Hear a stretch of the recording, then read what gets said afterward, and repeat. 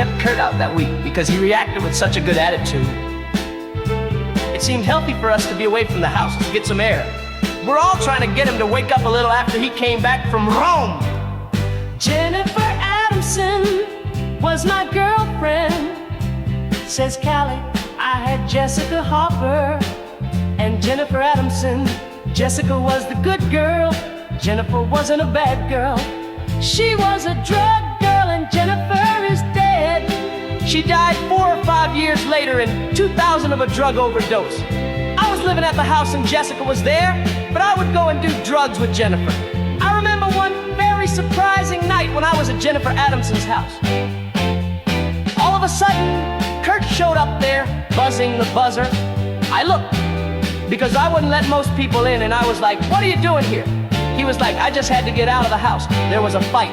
Can I come in and listen to records with you guys?" He was really into Alaska. I had just gotten their first single.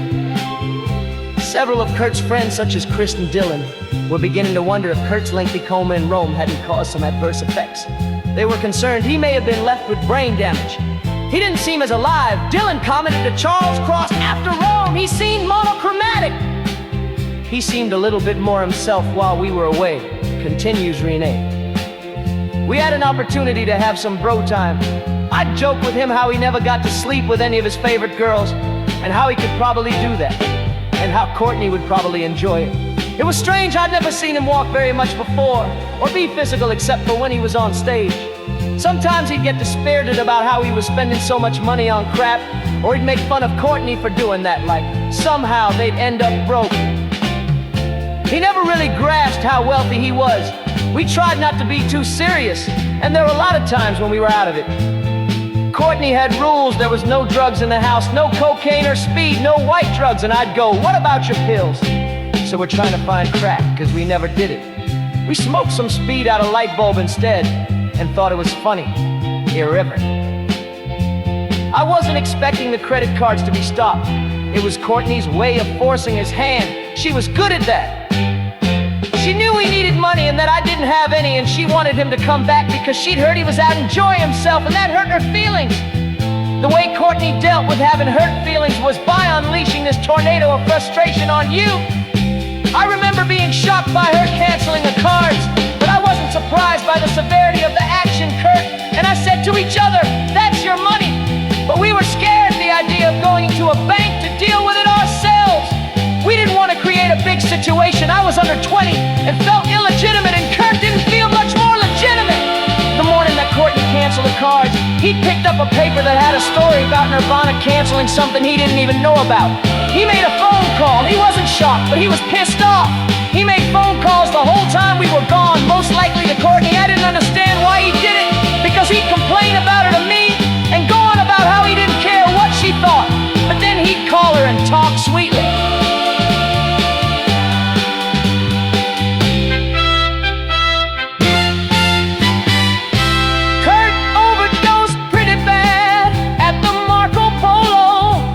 It happened from time to time.